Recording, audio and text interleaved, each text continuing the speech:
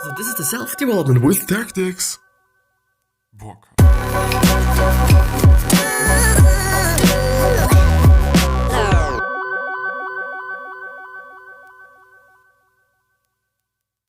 So, this episode is going to be quite diversified because we're first of all gonna, or maybe second of all, I'm not quite sure how the chain reaction is gonna be like, We're first of all gonna talk about lying and why you should not be lying, and it's basically a book summary, a really short one, a little bit of a longer one, different book summaries of the same book actually, just because I found that this book could be actually pretty important, and therefore I've been searching up a few different quote-unquote copies of it. And then we're also going to talk about some Seth Godin blog posts, just because I found that these are particularly great and particularly important and particularly good as well. Yeah, this is what we're going to talk about today, and we're going to start right after the intro. And I'm actually pretty happy to record this episode. The funny thing is that I today realized that I'm actually recording the episodes in English, which is not the language that I'm using normally, because I'm living in Austria and I'm speaking in German just the whole day long. But when I come home, then I'm actually having a half an hour, 20 minutes of speaking in English. And I like it. I've chosen to take this path because I've liked it. And I still like it. And I'm grateful that I started whatever I've started. Truly, I'm really happy about that. And I think it is also just a great way to, I think you should start also something like that, because you can learn so much because of it or from it. I've learned so much just because I've been able to create such a framework for myself. Of course, you're not going to learn just quite a lot if you're doing something that you do not like or whatever. Like, there are certain frameworks where you're not going to learn just such a lot of things. But you can create a framework, you can create a framework for yourself that makes you learn quite a lot of things. And quite a lot of important things as well that are going to then be important for you just in the rest of your life, which is quite the good part about it, which is the amazing part about it, that it is not just something that's going to matter for 2 years, 3 years, but it might definitely matter for the rest of your life. And I think these things that I've been able to learn throughout these 1 year and a bit, they truly have transformed my life. And it's been amazing, I've enjoyed it. And I also enjoy just being able to maybe put out something that's also going to help someone else, not only myself. Really not. Like, there's nothing better. Like, there's no better feeling than just having the feeling of helping somebody else, especially if it is a stranger. Like, kind of funny, to be honest, but it just really feels good. I'm seeing it on Reddit. If I'm able to just help somebody on Reddit, it feels so fucking good. It really does. It really does feel so fucking good. But yeah. Maybe we're gonna just start with one book summary. So this is one of them, but it's probably gonna be the second one, and this should be the first one. So it's about lying. I've decided to just go through the lying part beforehand, and then if we're having the time, we're gonna go through some Seth Godin blog posts, which are amazing. All of them are just truly amazing. But yeah, so Lying by Sam Harris. It is rated 8 out of 10. And the link to this book summary is going to be down in the description, as well as the links to everything else that we're going to go through today. Also, the link to the podcast is down in the description. So if you're listening to this or watching this as a YouTube video, please check out the podcast. At least in my point of view, it is a way better way to consume this episode, because you're just able to do something simultaneously. You could be listening to it while you're doing something else, while you're working out, while you're just going for a walk, whatever you're doing. You're able to do something simultaneously, which makes it way more efficient and maybe even way more effective if you're a person that is able to learn through auditive things or just audio. High-level thoughts. Don't lie, it is not worth it. And here is why. Thinking about how we erode trust through white lies told in front of other people was particularly interesting. First of all, I hate lying. I'm not gonna lie about that, but sometimes lies are a pretty convenient way to make things a little bit better, at least in the short term. They really are. They really are sometimes quite a good way in the short term, which is really important to point out. That is something good in the short term. It's probably not going to be something good in the long term. I think it never ever is going to be a good thing in the long term. Because in the end, it's probably going to just put yourself in a position or in a situation where everything is not going to be that nice, When people actually have noticed that you have been lying and you have not been honest and all those things. Like, in general, lying is something, and people that are not honest, these things are just some things that people in general don't like. I would say, at least I don't know anybody that likes people that are not honest and or are lying and all those things. But yeah, I don't like lying. And I would also say that it is just not good. It is just not good, no matter what. It is not good for yourself, and it is particularly also harmful for the other person that you're lying to. But this is actually something that this book summary is consisting of. A quite great part of it is about why it affects the other person as well, and not only yourself. So the summary notes: lying, even over the smallest reasons, needlessly damages personal relations and public trust. It really does, and especially it damages personal relations.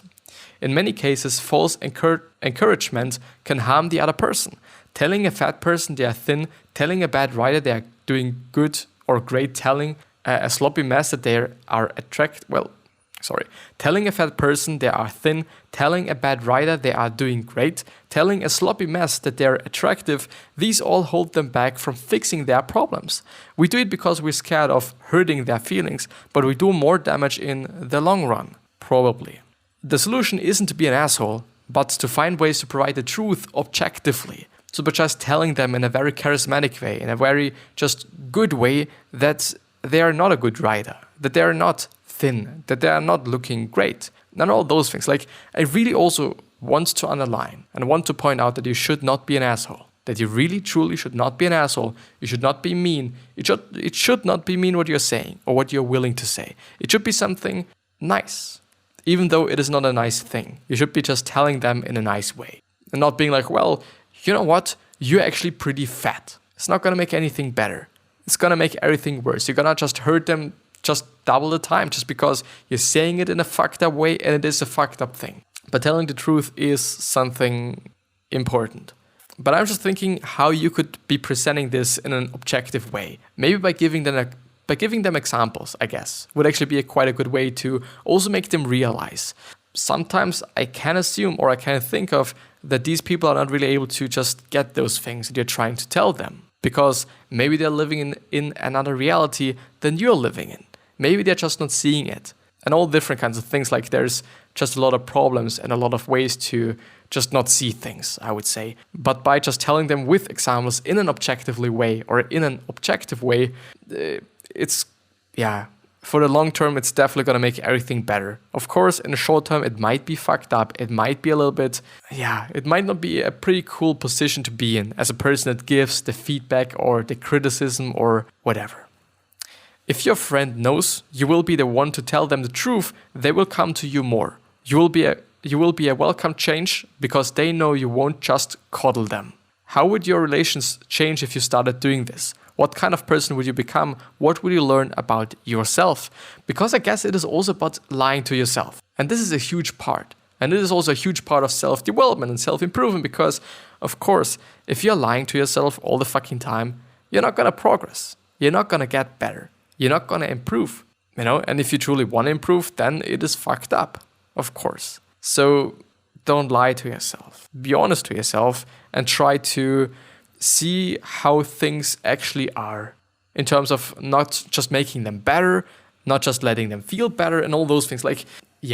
Just be honest. Be honest about the situation you're in. Be honest about your skills with yourself and or to yourself. And also just being honest about it doesn't necessarily mean, it does actually not at all mean that you're going to be negative and not really optimistic. It is not having something to do with being honest to yourself. Of course, you can still see good things, but being honest to yourself doesn't mean that you're not going to see good things, that you're not going to be an optimist.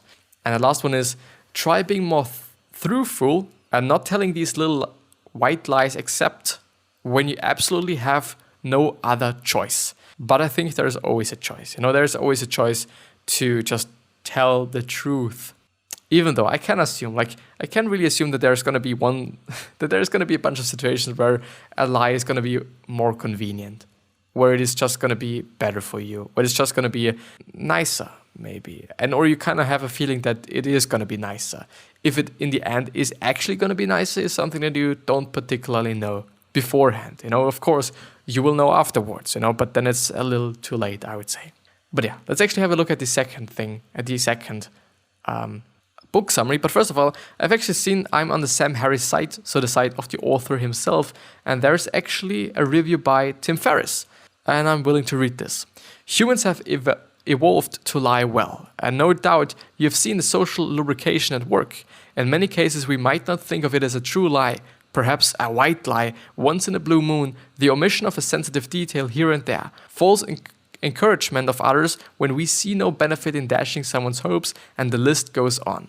In Lying, Sam Harris demonstrates how to benefit from being brutally but pragmatically honest. It is a compelling little book with a big impact. And I especially want to point out that it is a little book. It seems to be quite short. I guess it is under 200 pages.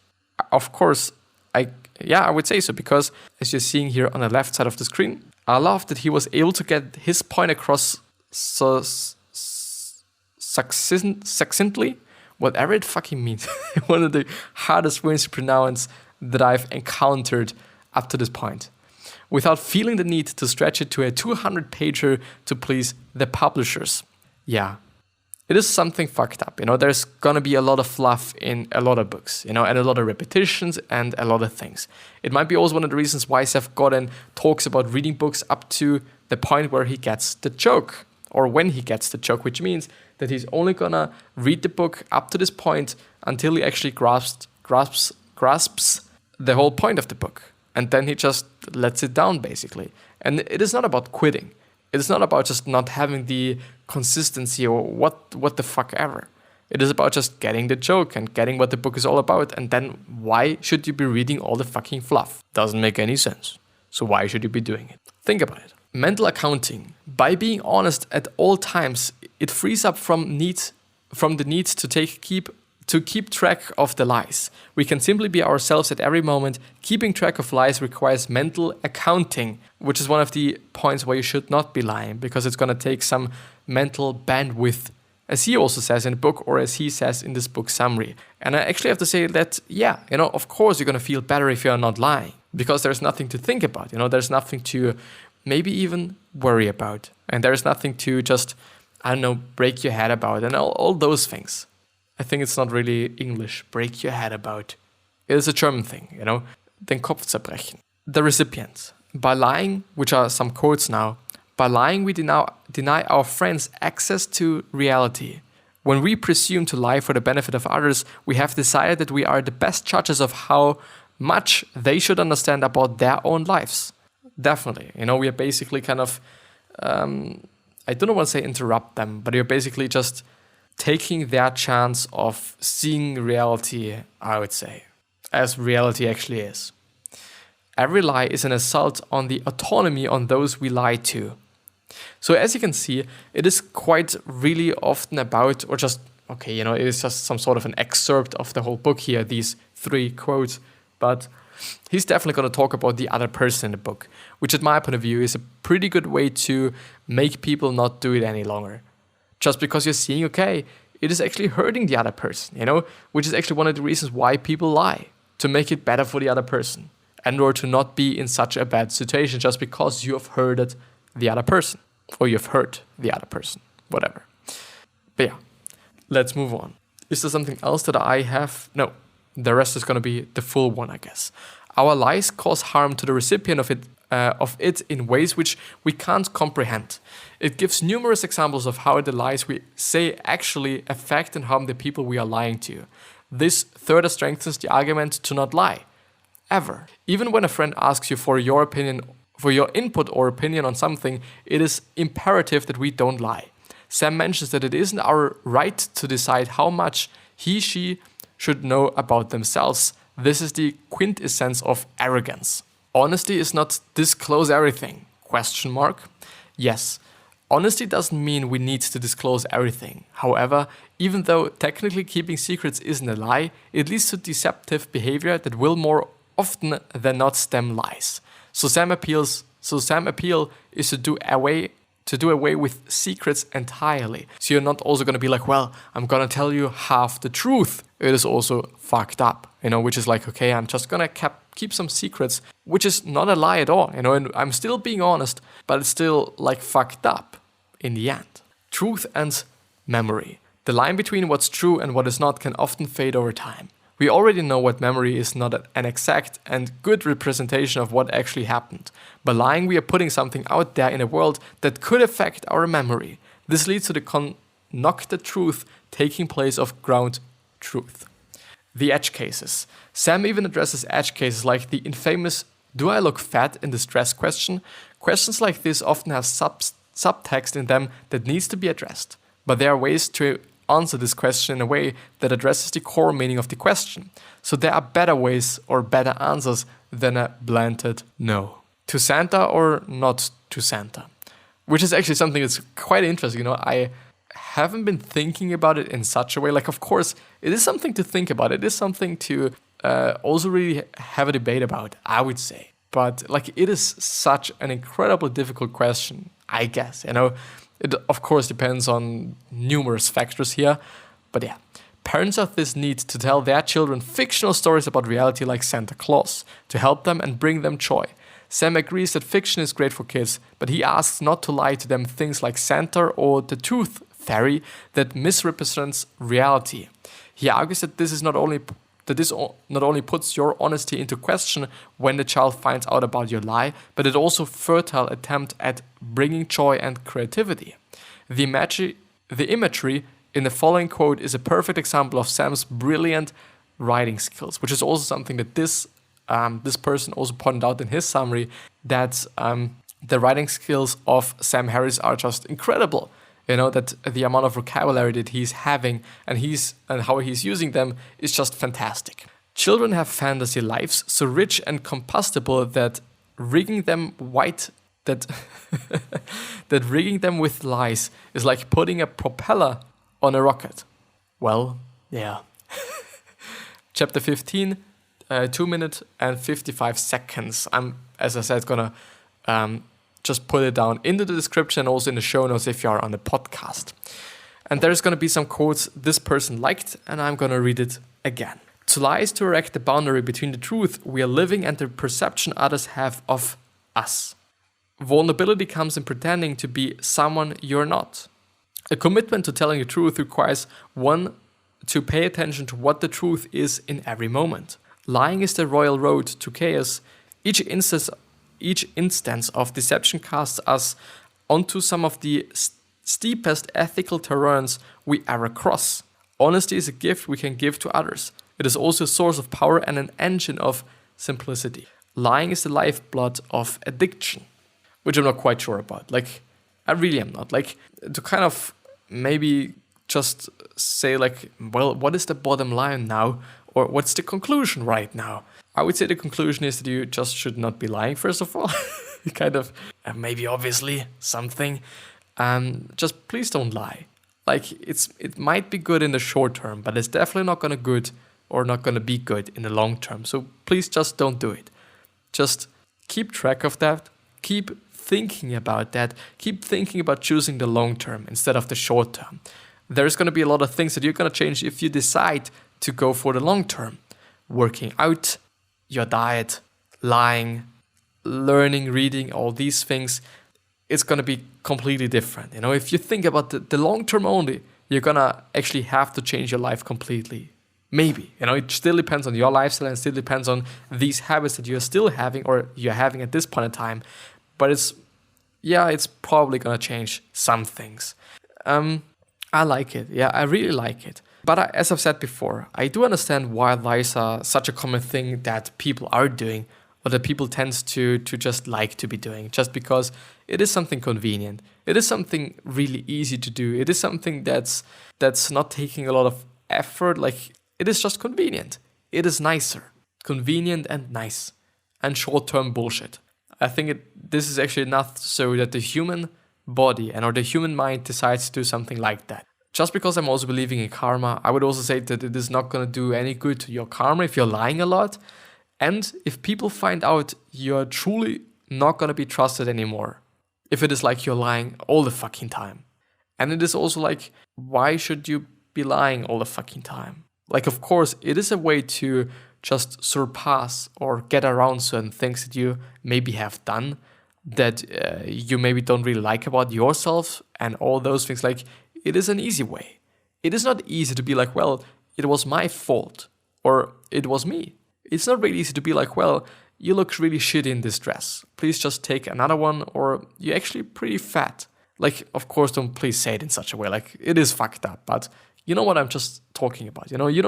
It is not easy. It really is not easy. It is a simple concept. Okay, you should not be lying, but it is not easy. As such, a lot of things are simple, but not really easy. And I really like that. This is also one of the reasons why I'm pointing it out that often. But yeah, let's actually have a look at one thing from Seth Godin. I've actually marked one of them. Learn from what you find if it helps.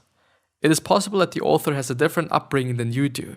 It is possible that the example on the screen doesn't match your experience. It is possible that you don't like someone's politics, but they are currently doing something interesting. If you can learn something, learn it. It's tempting to box off all the incoming, to divide it by provenance, and to ignore any insight, wisdom, or lesson that comes from a questionable, foreign, and or unfamiliar source. But it is free. Hiding from it means we can't benefit from it. We are most likely to learn from diversity than we are from homogeneity or homogeneity.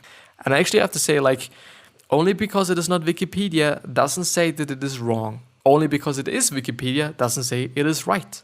On the other hand as well, if we can learn something, and I think he doesn't say that you should be learning everything that you can be learning. If you truly understand that whatever you're learning in school is not going to benefit your life, please don't learn it. Please do something that's benefiting your life. Your life. It is about you. It is one of the points or one of these situations where it's truly and only quite about you. Because it actually is about you. It is about your future. It is about what you're able to do. It is about you, basically. So please don't try to learn everything. I'm actually struggling with that. I've been talking about it yesterday, I think, as well. I kind of have a feeling that I need to learn everything because I don't know if it is going to be handy in the end. This might be a pretty good thought of why you should actually be learning everything. But if you truly understand yourself, and if you truly know that whatever it might be is not going to benefit you in your life, please don't fucking do it. It's not worth the time, and it's not worth the effort, and it's also not worth the good grade. Because, I don't know, I would actually like to talk to somebody that is actually hiring people. I would actually like to know whether people actually just employ people based on their grades. Because I don't really think like that. I don't really think that they actually do. But I don't know. I haven't been just employed somebody. I have been employed, but I haven't employed. Whatever. Maybe actually another one, just because it would be good. Go outside. Before you make a decision, walk around the block. If it is raining out, take the dog for a run. End the meeting a few minutes early and go for a stroll with the team. Instead of an afternoon snack, consider some sunshine. The less convenient, the more it pays. A hard habit to create, but definitely worth it. When in doubt, go outside, especially when it is inconvenient. If you want to see this as a metaphor, that's good too. And I think with that being said, I'm going to end the episode right there. The talking part was a little bit strange today. Might be because I'm fucking hungry and I haven't been drinking anything today. I just maybe should be changing it up actually for tomorrow. But yeah, I hope you're doing fine. If there is something that you need to know, please just hit me up on the comments or hit me up on social media as well. I would actually really, really like to have that. But yeah, I'm going to see you the next time. So I wish you the best health of happiness and also success, and also hope that you're going to remind yourself and you're going to be remembered, which basically means your legacy. 3 other questions are: why are you here? What are you trying to change? And what is bothering you the most? Ask yourself these 3 questions. They might show you your purpose and maybe even a business idea. Yeah, please consider subscribing to the podcast and also to the YouTube channel. I would really deeply appreciate it. As I'm actually having the time and the chance to say it. I've today once again gained another subscriber. I've been gaining, I think, 6 subscribers or 7 subscribers the last 3 weeks or 2 weeks. And it is amazing. If it actually keeps up that pace, I don't know. It would mean such a lot of things to me. Not because it is about the number, just because I think then people would actually be listening, which I think is pretty great. I would like to have that. But yeah, gonna see you the next time. I wish you the best, really, really, really the best from the bottom of my heart. I'm gonna see you.